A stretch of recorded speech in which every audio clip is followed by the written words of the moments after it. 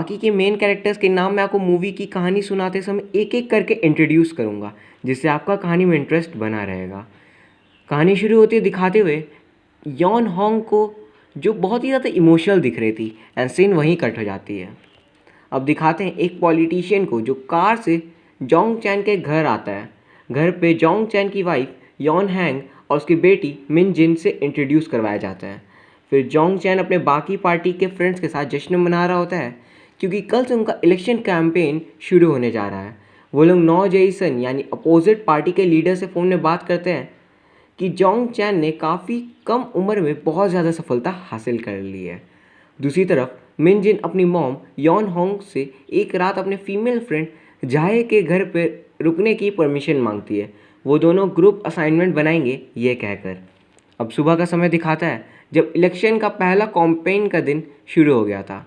Total 5 candidate थे और Jong चैन के चारों तरफ नाम छाया हुआ था। फिर 9 जेसन को दिखाते हैं जो यॉन होंग के सामने जाता है सीटी बजाते हुए। दरअसल वो दोनों अपने अपने पार्टी के इलेक्शन कैंपेन का बोर्ड लेकर खड़े थे और वो सिटी बड़ी वियर्ड थी। फिर मिन जिन को दिखाते हैं जो झूला झूल रही थी। उसके फ़ोन में 11:39 AM का टाइम देखकर वो घर से बाहर निकल जाती है और एक कार को दिखाते हैं जो उसके पीछे से आ रही होती है, एंड सीन वहीं कट हो जाता है। फिर दिखाते हैं यॉन होंग अपने घर वापस लौटती है और देखती है तेज़ तूफान चल रहा है, तो जल्दी से घर के खिड़की वो बंद कर देती है। उसके बाद वो देखती है देर रात हो चुकी है, पर उसकी बेटी मिन जिन अपने दोस्त के यहाँ से घर वापस नहीं आई है। इस वजह से उसकी मॉम यॉन होंग टेंस्ड होकर अपनी बेटी को कॉल करती है, बट कॉल नहीं लगता। फिर वो जाए को कॉल करती है जिसके साथ मिन जिन ग्रुप असाइनमेंट करने गई थी, पर कॉल उठाने वाला इंसान कहता है यहाँ कोई जाए नाम की लड़की नहीं रहती है। फिर यॉन होंग अपनी बेटी के दूसरे फ्रेंड्स को कॉल करती है जो सारी पार्टी कर रहे थे। उनके फ्रेंड्स कहते हैं मिन जिन 1 साल से हमसे बात नहीं की है, और एक बंदा उसमें कहता है जाए नाम की कोई भी लड़की को हम लोग नहीं जानते हैं। यॉन होंग जल्दी से अपने हस्बैंड जोंग चैन की ऑफिस जाती है और बताती है उसकी बेटी मिन जिन स्कूल से वापस घर नहीं आई है। वहाँ पे जोंग चैन के पार्टी के मेंबर्स इस बात पे काफ़ी हंसी मजाक करते हैं कि 3 महीने पहले भी इनकी बेटी मिन जिन घर छोड़कर भाग गई थी। पर यॉन होंग कहती है इस बार सब ठीक था, वो बिल्कुल खुश थी हमारे साथ। इवन जिस दोस्त का नंबर देकर वो गई थी जाए, वो फेक था, कोई गड़बड़ तो ज़रूर है। फिर उसका हस्बैंड जोंग चैन कहता है हमारे पार्टी का प्रॉमिस है I will protect your children. अगर मैं अपनी ही बेटी का FIR दर्ज करवाऊंगा तो अपोजिट पार्टी खासकर 9 जेसन इसे अपने फ़ायदे में लेकर हमें इलेक्शन से बाहर निकलवा सकते हैं, और मैं अपनी बेटी की बेवकूफ़ी की वजह से इलेक्शन नहीं हार सकता। वो कहता है हमें एक और दिन का वेट करना चाहिए, जिस बात पर उसकी वाइफ यॉन होंग गुस्से से वहाँ से चली जाती है। उसके बाद जोंग चैन को दिखाते हैं जो दूसरे पार्टी के लीडर से मिलने जाता है। वो लीडर पूछती है तुम्हारी बेटी ठीक तो है ना? तो जोंग चैन कहता है बच्चे एक बार मर भी गए तो कोई बड़ी बात नहीं है, नए बच्चे बनाए जा सकते हैं। पर अगर मैं अपनी बेटी के लिए कमज़ोर पड़ गया तो मेरे पार्टी वालों को बिल्कुल समय नहीं लगेगा मुझे किसी और से रिप्लेस करने में। जोंग चैन और दूसरी लीडर एक प्लान बनाते हैं कि अगर जोंग चैन इलेक्शन जीत गया तो वो दूसरी लीडर के साथ अलायंस यानी गठबंधन फॉर्म करके एक नई पार्टी फॉर्म करेगा, जिससे उनका डबल फ़ायदा हो। दूसरी लीडर कहती है पब्लिक हमसे नाराज़ होकर रिबेल कर सकती है, जिस पर जोंग चैन कहता है जंग जीतने के लिए एक मुस्कुराहट हमेशा रखना चाहिए। War is waged with a smile. उसी सीन में यॉन होंग को दिखाते हैं जो एक पुलिस स्टेशन में अपनी बेटी का FIR दर्ज करवाने गई थी। वहाँ पे पुलिस इंचार्ज उससे जाए से रिलेटेड काफ़ी सवाल पूछते हैं और यॉन होंग बताती है जाए मिन जिन की सेम हाइट की लड़की थी और दोनों क्लास 11 में पढ़ते थे। जाए के पिता एक पब्लिक सर्वेंट थे और जाए टर्टल शेल ग्लासेस पहनती थी। उसके बाल हमेशा बिखरे रहते थे और उसके पैर बहुत लंबे थे और एक बहुत ही अच्छी आर्टिस्ट थी। बट आज तक कभी भी यॉन होंग जाए से नहीं मिली, जबकि जाए और मिन जिन बेस्ट फ्रेंड्स थे। दूसरी सुबह जोंग चैन और यॉन होंग के घर पुलिस आकर बताती है जिस दिन आपकी बेटी गायब हुई उस दिन सिर्फ एक ही एविडेंस मिला है, कार हिट एंड रन, मतलब एक कार ने किसी को मार कर निकल गया। कोई किडनैप वगैरह का लीड नहीं मिला है और विक्टिम एक मेल है ना कि फीमेल, और वो इस एरिया का भी नहीं है। फिर पुलिस बताती है कि आप किसी चोई मियोक नाम की लड़की को जानते हैं, जिस पे यॉन होंग कहती है नहीं तो। पुलिस बताती है कि आपकी बेटी जिसे सबसे ज़्यादा कॉल करती थी उसका नाम है चोई म्योक, जो 7 क्लास की है, और फिर उसका फ़ोटो दिखाते हैं। तभी जोंग चैन अपने रूम से एक फ्रेम लेकर आता है और योन हैंग को दिखाता है, यानी अपनी वाइफ को, और फिर कहता है देखो अपनी फ़ोटो को। और उस पेक में योन हैंग थी टर्टल शेप ग्लासेस में, और उसके बाल बिखरे थे, लंबे पैरों में वो खड़ी थी और बिल्कुल सेम मिन जिन जितनी हाइट थी। और योन हैंग के पिता भी एक पब्लिक सर्वेंट थे। और जोंग चैन कहता है हमारी बेटी ने जिस लड़की का हुलिया हमें बताया है वो तुम्हारी बचपन की तस्वीर है। योन हैंग शॉक हो जाती है और वो सोच कर कहती है नहीं नहीं, मेरी बेटी झूठ नहीं बोल सकती, मुझे तो ड्राइंग आती नहीं है, पर जाए को ड्राइंग बहुत अच्छी से आती है, वो तो एक आर्टिस्ट है ना। फिर योंग होंग अपनी बेटी मिन जिन के स्कूल जाती है। वहाँ उसकी टीचर बताती है मिन जिन की एक ही दोस्त थी स्कूल में, चोई म्योक। योन होंग जाकर चोई म्योक से मिलती है और म्योक बताती है मिन जिन और मैं देर रात बारिश में एक अम्ब्रेला में रोड पे आए, तभी मिन जिन को लेने एक कार आई और मिन जिन उस पर बैठकर चली गई। अंदर एक इंसान मेल था या फीमेल मुझे नहीं पता, और लाइसेंस प्लेट मैंने नहीं देखा।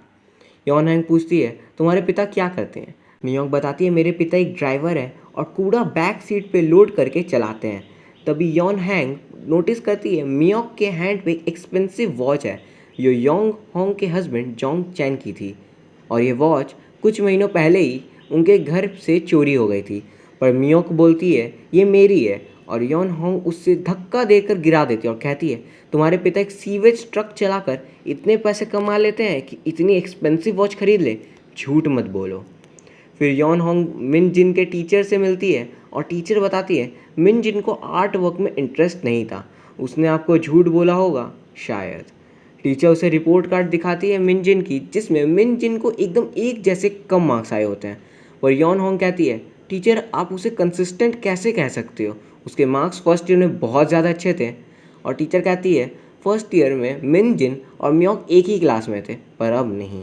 फिर जोंग चैन और उसकी वाइफ योन होंग एक रिवर साफ करने जाते हैं, यानी सीवेज को, क्योंकि इलेक्शन कैंपेन चल रहा था और ये काम करने से उन्हें ज़्यादा वोट मिलेंगे। तभी एक डिटेक्टिव आता है और कहता है अब मैं आपकी बेटी के केस का जिम्मेदार हूँ, मतलब अब वो इस केस को हैंडल करेगा, प्लीज़ कार में चलकर हमारे से बात करिए। यहाँ पर डिटेक्टिव कहते हैं आप लोग कितने गैर जिम्मेदार पेरेंट्स हो, आपकी बेटी गायब हुई और आप कैंपेन में हो। तो जोंग चैन कहता है मैं इलेक्शन छोड़ दूँ क्या। फिर डिटेक्टिव पूछते हैं जिस रात तुम्हारी बेटी गायब हुई तुम कहाँ थे, बट वो एग्जैक्टली नहीं बताता कि वो कहाँ था। उसके बाद सीन कट होकर योन होंग के घर पहुंचता है। वहाँ पे योन होंग और जॉन चैन में बहस होती है कि वो उस रात कहाँ था जब उसकी बेटी गायब हुई, बट वो नहीं बताता। एज ए व्यूअर हम जानते हैं जोंग चैन दूसरे पार्टी के लीडर्स के साथ गठबंधन यानी अलायंस फॉर्म करने गया था। फिर उस रात योन होंग अपनी बेटी मिन जिन के ईमेल आईडी को हैक कर लेती है और वो देखती है वहाँ पे 53,600 मेल्स अनरीड थे। सुबह का वक्त होता है, हम देखते हैं जोंग चैन को पूरा कोरिया सपोर्ट कर रहा था अपनी बेटी के गायब होने की वजह से, और वो खुश हो जाता है अब वोट्स ही वोट्स आएंगे। तो दिखाते हैं योन ओंग मिन जिन के टीचर के पास जाती है और वहाँ टीचर उसे एक वीडियो दिखाते हैं जिसमें मिन जिन वियर्ड तरीके से गाना गा रही थी, और वो कहती है क्लास में उससे ज़्यादा कोई पसंद नहीं करता as she was later different from them। फिर दिखाते हैं योन होंग डिटेक्टिव के पास जाती है और वहाँ डिटेक्टिव कहता है मैम आपने मुझे कहा था कि मैं मिन जिन और नौ जेसन के बीच कनेक्शन ढूंढने पर कोशिश करूँ, तो मुझे कोई भी कनेक्शन नहीं मिला है। तो योन होंग कहती है मुझे पता था डिटेक्टिव आप सब मिले हुए हो, अगर ऐसा नहीं है तो मुझे रिपोर्ट्स दिखाई इन्वेस्टिगेशन की। तो डिटेक्टिव कहता है कि ये मेरे जॉब को खतरे में डाल सकती है। दोस्तों आप लोग सोच रहे हो कि नौ जेसन क्यों मिन जिन को किडनैप करेगा, उसका क्या फ़ायदा है। तो दरअसल नौ जेसन अपोजिट पार्टी का था और मिन जिन किडनैप हो गई थी, तो इस बात का फ़ायदा उठाकर वो किम जोंग चैन को पार्टी से बाहर करवा सकता था, कहते हुए कि एक पिता अपनी बेटी की सुरक्षा नहीं कर सकता तो देश की क्या कर लेगा। फिर दिखाते योन होंग मियोक को एक साइकोलॉजिस्ट के यहाँ लेकर जाती है और उसे हिप्नोटाइज करके उसे अपनी बेटी का राज निकलवाने की कोशिश करती है। मियोक हिप्नोटाइज्ड होकर कहती है मिन जिन देर रात बारिश में एक गाड़ी में बैठ गई, गाड़ी के अंदर एक वुमेन थी और वो सियोल की एक्सेंट में उससे बात कर रही थी। सियोल दरअसल कोरिया का एक शहर था। फिर वो लेडी और मिन जिन कार से कहीं और चले गए थे। फिर मियोक कहती है कि मिन जिन को सिंगर बनना था इसलिए शायद वो कार में चली गई। फिर हमें दो सीन साइड बाय साइड दिखाते हैं। पहले सीन में योन होंग अपने हस्बैंड जोंग चैन के पार्टी के मैनेजर से बोलती है क्या तुम डिटेक्टिव की फाइल मुझे लाकर दे सकते हो? मैं श्योर हूँ कि नौ जेसन मेरी बेटी को किडनैप में शामिल है, पर मैनेजर कहता है मैं ऐसा नहीं कर सकता। दूसरे सीन में यॉन होंग अपने हस्बैंड के ड्राइवर से पूछती है, मेरे हस्बैंड जोंग चैन मिन जिन के गायब होने वाले रात कहाँ थे? तो ड्राइवर कहता है वो एक होटल गए थे, आगे मुझे नहीं पता। यह सुन यॉन होंग बहुत ज़्यादा गुस्सा होती है, यहाँ मेरी बेटी किडनैप हो गई और इसे होटल में दारू पीना है। एज आई सेड, जोंग चैन अलायंस बनाने गया था। अब गुस्से में यॉन हैंग घर आकर शांति से सारे इवेंट्स को रिवर्स ऑर्डर में शुरू से देखना स्टार्ट करती है और उसे याद आता है नौ जेसन ने इलेक्शन कैंपेन के पहले दिन उसके सामने से सीटी बजाते हुए गया था और वैसे ही सेम विसल यानी सीटी उसने मीन जिन को बजाते हुए सुना था, यानी अपनी बेटी को। फिर जोंग चैन अपनी वाइफ को कहता है, क्या तुम्हारे पास कोई प्रूफ है उस दिन नौ जेसन विसल बजा रहा था या फिर मिन जिन ने भी सेम विसल बजाई थी? बिना प्रूफ के हम कुछ भी नहीं कर सकते। फिर यॉन होंग पुलिस को बुलवाकर घर में वायर टैप्स ढूंढने की कोशिश करती है। शायद वायर टैप से ही उसने ये आवाज़ सुनी होगी, पर वायर टैप्स नहीं मिलते। दूसरी तरफ नौ जेसन को पब्लिक सपोर्ट बहुत मिल रहा था और किम जॉन चैंग हार रहा था क्योंकि उसकी बेटी लापता थी और ये कैंपेन करता, जिसकी वजह से पब्लिक काफ़ी नाराज़ थी। फिर दिखाते हैं थक हार कर यॉन होंग एक शमन के पास जाती है अपनी बेटी कहाँ है पूछने के लिए। वो रोते हुए गिड़गिड़ाती है प्लीज़ हेल्प, और एक रिचुअल करने के बाद यॉन होंग को अपनी बेटी की डेड बॉडी मिलती है, यानी अब वो मर चुकी थी। अब डेथ सेरेमनी होती है जहाँ किम जोंग चैन और उनकी वाइफ यॉन होंग बहुत ज़्यादा रोते हैं और मीडिया इसे कवर करती है। इसके बाद मूवी का स्टार्ट वाला सीन दिखाते हैं, यॉन हैंग इमोशनली देख रही होती है। बाद दिखाते हैं मियोक को पुलिस अरेस्ट कर लेती है क्योंकि उसके जूते में मिन जिन का ब्लड मिलता है। वह हमें पता चलता है मियोक का फादर और कोई नहीं बल्कि जोंग चैन का ड्राइवर है। और स्कूल वाले सीन में मैंने आपको बताया था कि मियोक कहती है मेरे पिता कूड़े को लेकर ड्राइव करते हैं, और उसका मतलब था जोंग चैन से। वहाँ पे जोंग चैन आता है और ड्राइवर को बहुत पीटता है और पुलिस स्टेशन में शोर शराबा बहुत ज़्यादा बढ़ जाता है।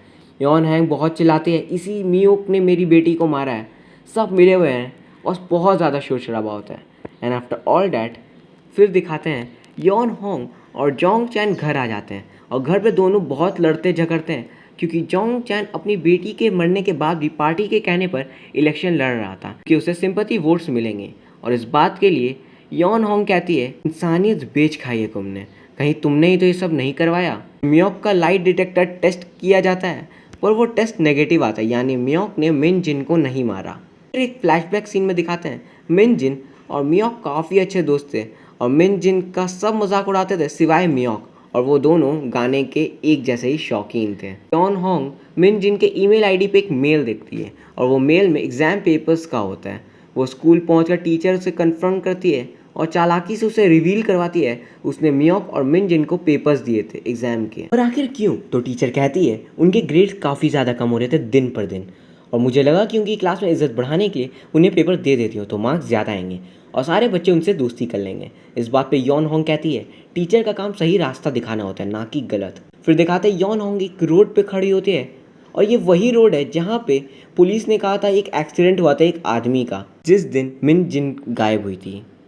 वहाँ पे अचानक से एक इंसान आके यॉन होंग को मारने की कोशिश करता है, पर जोंग चैन यानी कि उसके हस्बैंड ने एक ऑफिसर को यॉन होंग की प्रोटेक्शन के लिए रख दिया था, वो उसे बचा लेता है। फिर दिखाता है जिस इंसान ने यॉन होंग को मारने की कोशिश की है वो और कोई नहीं बल्कि नौ जेसन का एक सालों पुराना सपोर्टर था। दरअसल मिन जिन की डेथ के बाद जोंग चैन के वोट्स बढ़ गए थे और गुस्से में उस बंदे ने उसकी वाइफ को मारने की कोशिश की जिससे नौ जेसन को वोट्स का फ़ायदा हो। फिर हॉस्पिटल से आकर यॉन होंग एक पुराने लेटर को रीड करती है जो कि मिन जिन का था। फिर वो मिन जिन के कुछ दोस्तों से मिलती है और वो कहते हैं मियोक कभी भी मिन जिन को नहीं मार सकती, दोनों बेस्ट फ्रेंड्स थे और दोनों एक हिल साइड में जाकर गाने प्रैक्टिस किए रहते थे, लाइक एक अड्डा था वो उनका। फिर दिखाते हैं यॉन होंग उस अड्डे तक पहुंच गई थी, वहाँ पे उसे मिन जिन मिलती है और मियोक के म्यूज़िकल इंस्ट्रूमेंट्स भी और 100 मिलियन कैश यानी कि 100 मिलियन कैश, जिसे देख यॉन होंग हैरान हो जाती है।